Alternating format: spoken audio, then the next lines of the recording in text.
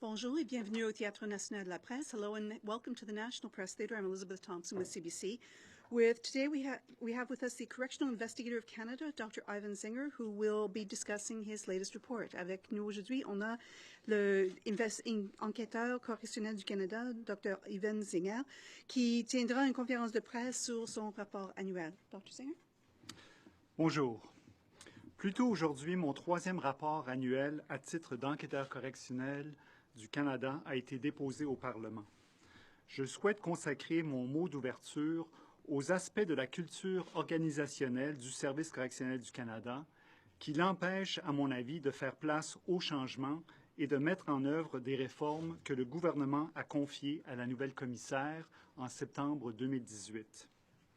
Au cours de la période visée par mon rapport, j'ai constaté peu de progrès dans la réalisation des engagements suivants.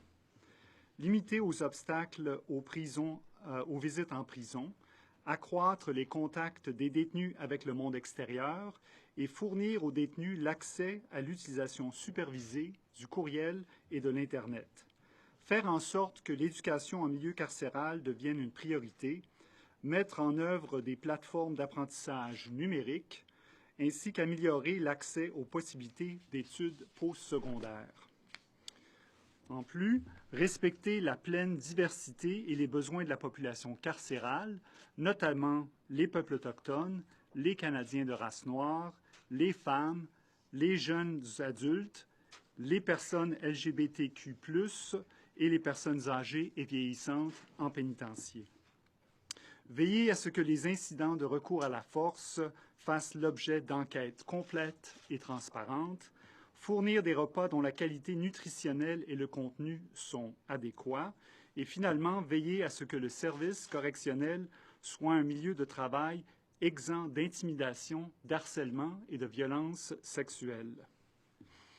As my report documents, there's a lot of unfinished business here. If the government's vision for federal correction is to be realized, then the pace of reform must be quickened across the ranks and leadership of the service. If there's a unified message to my report, it is that the corporate culture of Correctional Service of Canada has become highly insular, inflexible, and resistant to change.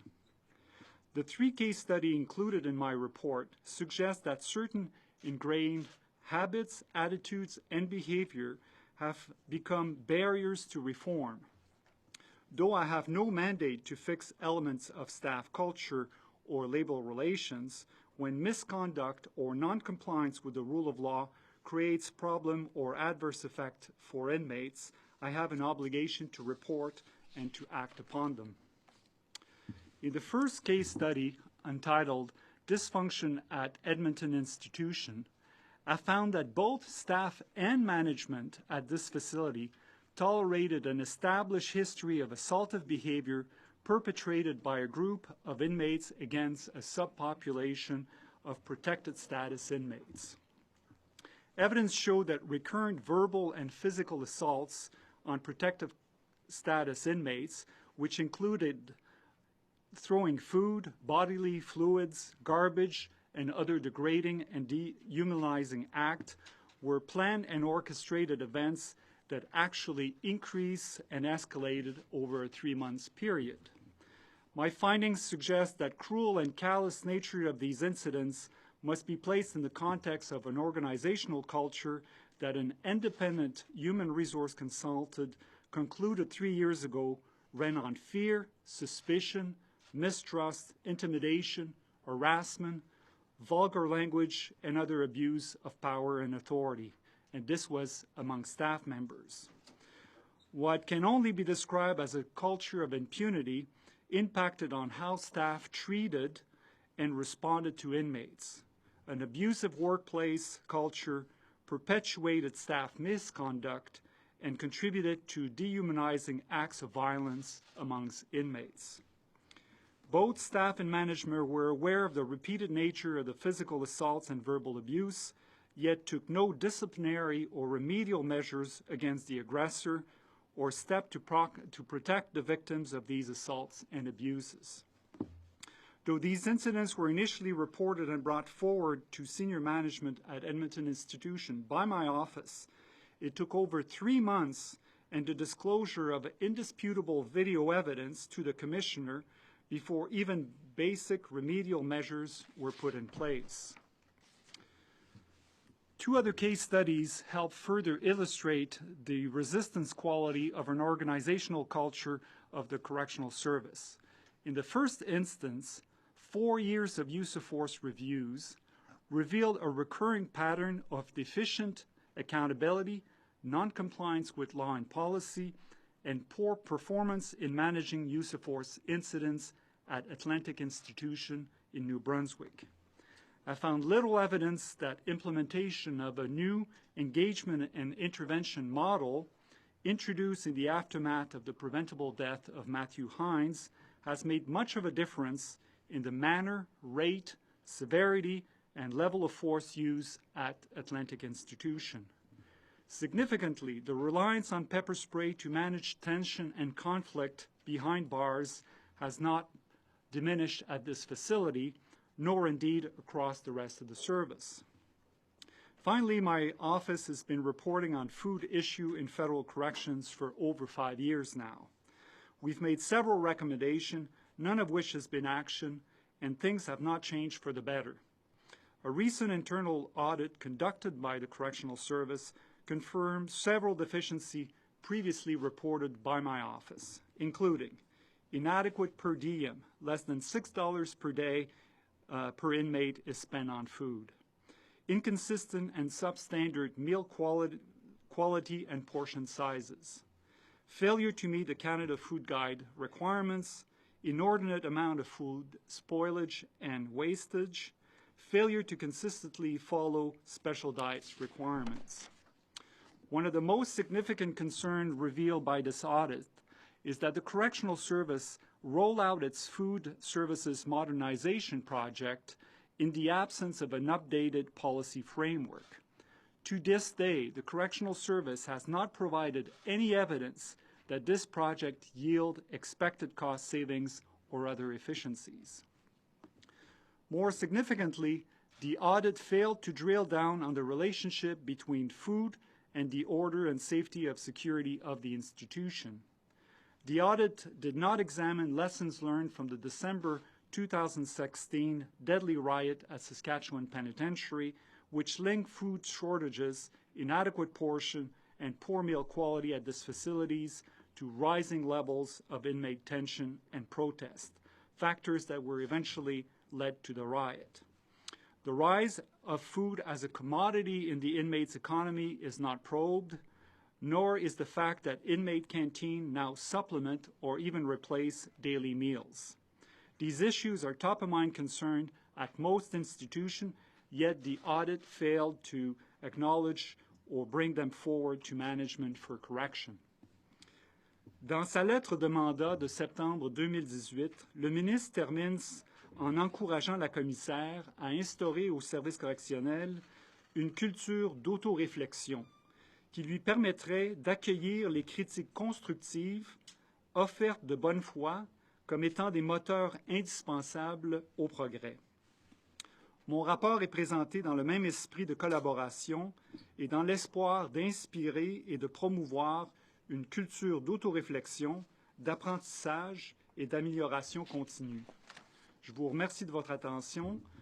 Je me ferai un plaisir de répondre à vos questions. Merci. Thank you. Time for questions. Any questions in the room?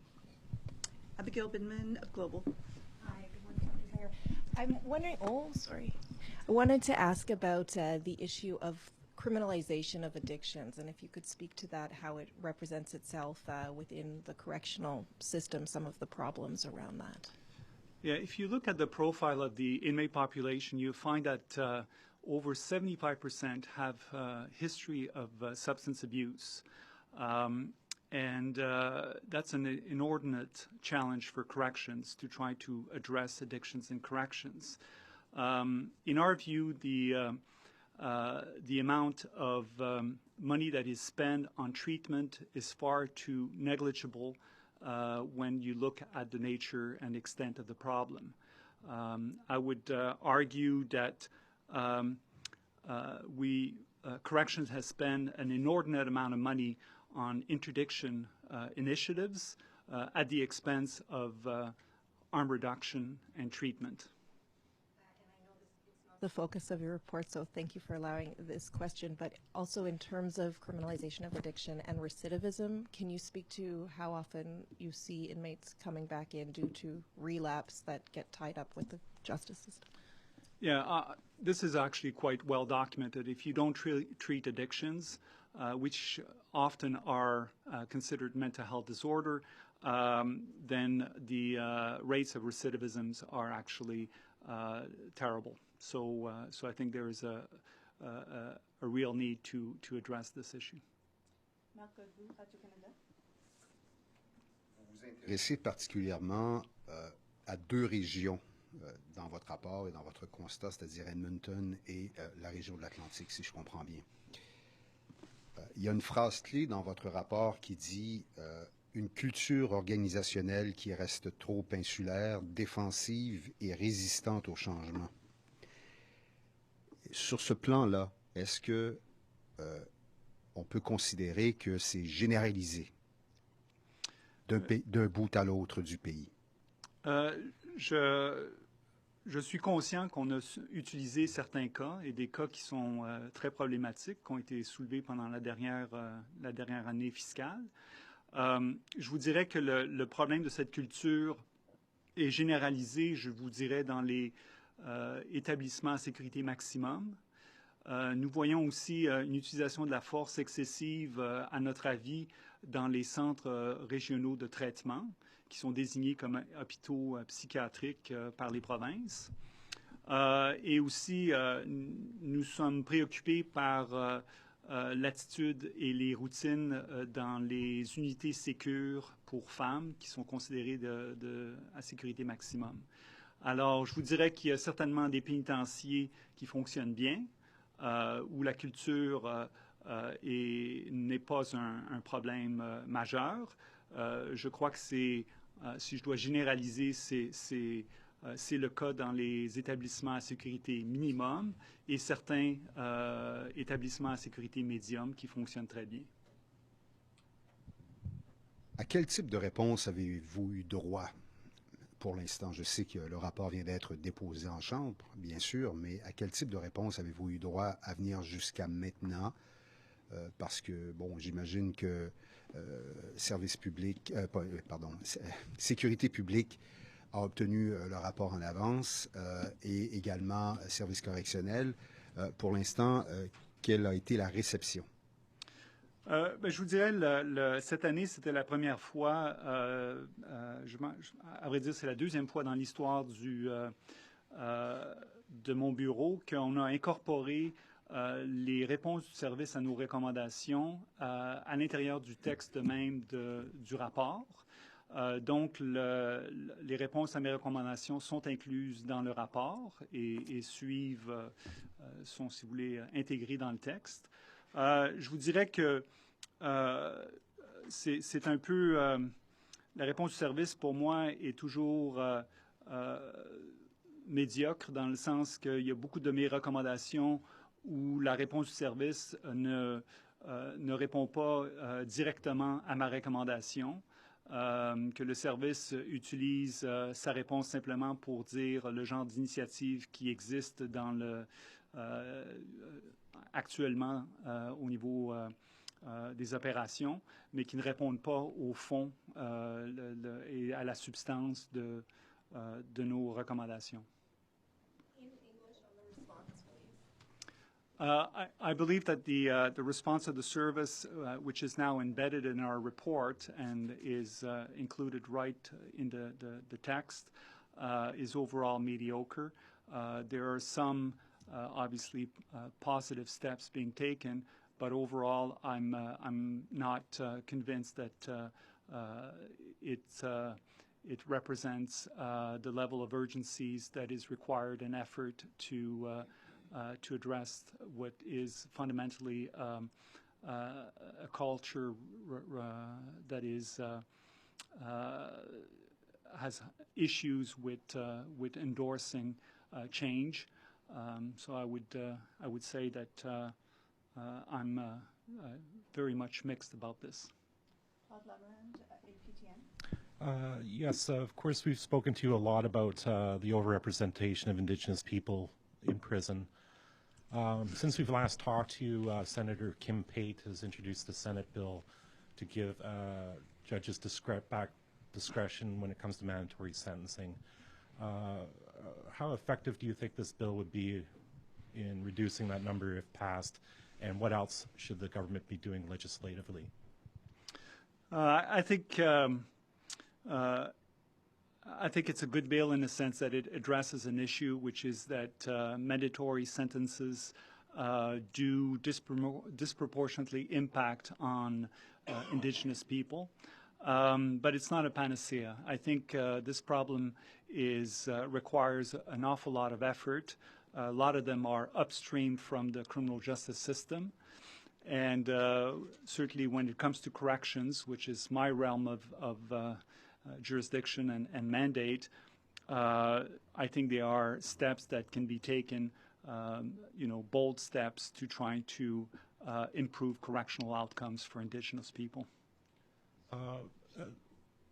Also, the Human Rights Commissioner for the province of Ontario visited the jail in Thunder Bay. I know you're federal, and she visited a provincial jail, but she called it dehumanizing what she saw there.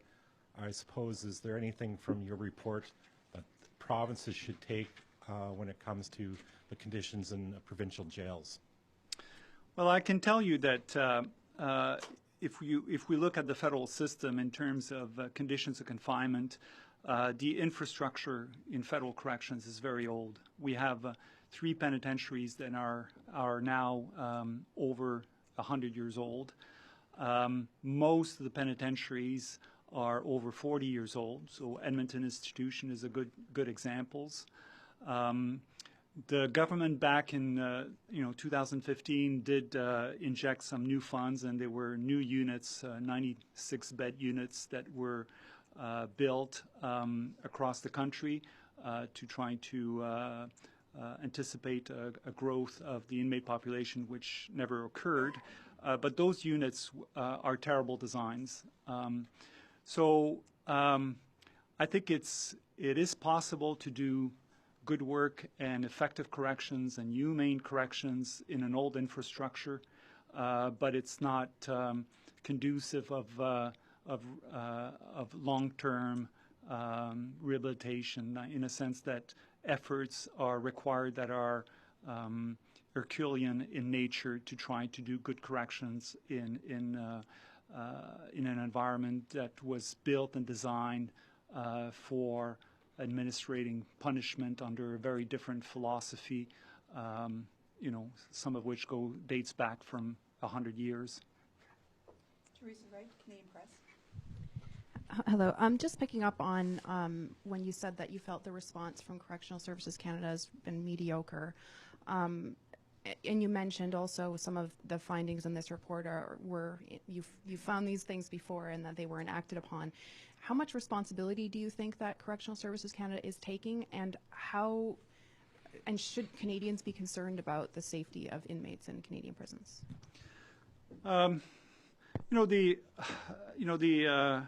The culture is really problematic, and when you fundamentally, if among staff you see that they can't respect each other and their co-workers and management, you have to ask yourself the question, if they can't get along together, how are they going to behave towards offenders? And this is what this report is all about, is that the toxic work environment can have very much a detrimental effect on the safety and welfare of inmates. And that would be, consequences of that culture. My colleague mentioned the growing overrepresentation of Indigenous people in Canadian prisons. How do your findings in this report, how do they impact Indigenous offenders? Well, one of the case study happened in Edmonton Institution. That institution has over 50%, I'm sorry. I believe at the time was 54% were Indigenous. And I can tell you, what is the message that is being given to inmates in a maximum security institution where they can assault their other inmates in all impunity without any consequences for over 3 months, and that both correctional staff and managements were aware of it and let it continue for so long, up and until I intervene and send a videotape to the commissioner and made her aware of the situation. Then, of course, she took prompt action, as would be expected. But she was in the dark for over 3 months, which means that her internal monitoring mechanism aren't responding to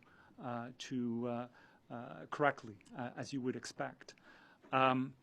So what is the message that has been given to those who were assaulted? And as I say, again, high percentage were Indigenous.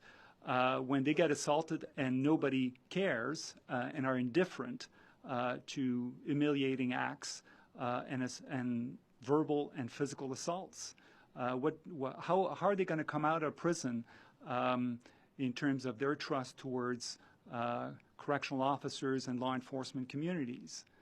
And what about the staff, the few staff that did raise the issue to senior management at the institution and nothing happened? What's going to be, they're going to be pretty jaded about how to, in terms of their work and their professionalism and so forth. The institution was also a bit in a crisis. There were a fair number of people who were on leave for a variety of reasons, so that management actually sent new recruits to a unit which was completely dysfunctional and chaotic. So what is the message to those new recruits that just went through training and basically swore to abide by the mission of the correctional service and the values that talks about human rights and respect for everybody's basic human rights? So I think we have an issue here, and one that the commissioner is trying very hard, but I think she's gonna have to consider other ways to improve that culture, and that can only be done through openness and transparency and more eyes in penitentiaries. Si vous me permettez, are you all right with that? Okay, thank you. Si vous me permettez, vous avez tout à l'heure mentionné ce qui était survenu en 2016, c'est-à-dire les émeutes en Saskatchewan. Ce que je voudrais savoir, dans le fond, c'est est-ce que vous considérez qu'avec le constat que vous avez fait, particulièrement à Edmonton et dans l'Atlantique, c'est le genre de risque auquel le système et les prisonniers sont exposés en ce moment, si rien n'est fait? Oui, alors, vous savez, l'enquête sur l'émeute au pénitencier Saskatchewan était très importante. C'est dans le sens que les émeutes au Canada sont très, très rares, et l'enquête qui a été faite par le service était loin d'être complète, et n'était même pas, malgré toute la preuve, ne voulait pas accepter le fait que la nourriture était un problème à l'établissement et avait été un facteur qui avait, si vous voulez, contribué au déclenchement de cette émeute-là. À mon avis, pour moi, c'est très difficile parce que ça fait tellement d'années, ça fait plus de 5 ans qu'on soulève la question de la nourriture. Le service, si vous regardez mes rapports annuels précédents, répondait toujours en disant simplement qu'ils étaient conformes au guide canadien de nutrition. et que leur menu national avait été validé par des diététiciens. Et ce qui n'était pas le cas, parce que leur propre, plusieurs années après, quand ils font une audit ou une vérification interne, le rapport de cet audit nous dit clairement que nous avions absolument raison, qu'il y avait des problèmes flagrants, un manque de plus de 20% des cas n'étaient pas, si vous voulez, consistant avec le guide canadien de la nutrition. Il y avait des problèmes systémiques au niveau des portions et de la qualité, même au niveau de l'hygiène. Alors, c'est un peu frustrant quand vous parlez justement ouvertement, vous faites des recommandations et l'attitude du service est trop renfermée et pas sain. Je ne veux surtout pas vous mettre les mots dans la bouche, loin, ce n'est pas du tout mon intention, mais... Oui, est-ce que vous diriez, ou c'est exagéré de dire que tout ça mis ensemble fait en sorte que on est en ce moment, on assiste au phénomène suivant, c'est-à-dire qu'on est devant une bombe à retardement, essentiellement? Je pense que il y a certains facteurs qui sont très préoccupants. On voit beaucoup d'utilisation de la force dans les pénitenciers, beaucoup trop, malgré un changement d'attitude qui n'a pas eu lieu. On voit certainement une économie, quand on parle de nourriture, qui est pas saine. On parle de problèmes de gang, on parle de toutes sortes de choses. Et la culture corporative doit être bien meilleure pour s'assurer justement qu'il y a une acceptation et une ouverture au niveau de faire avancer les choses et adresser la lettre de mandat du ministre qui a été donnée à la commissaire en septembre 2018. Y a-t-il d'autres questions? Any other questions? I might have one more. Go for it. If I may. Okay. That's fine. Justement, vous avez parlé d'une lettre de mandat. Est-ce qu'à votre avis,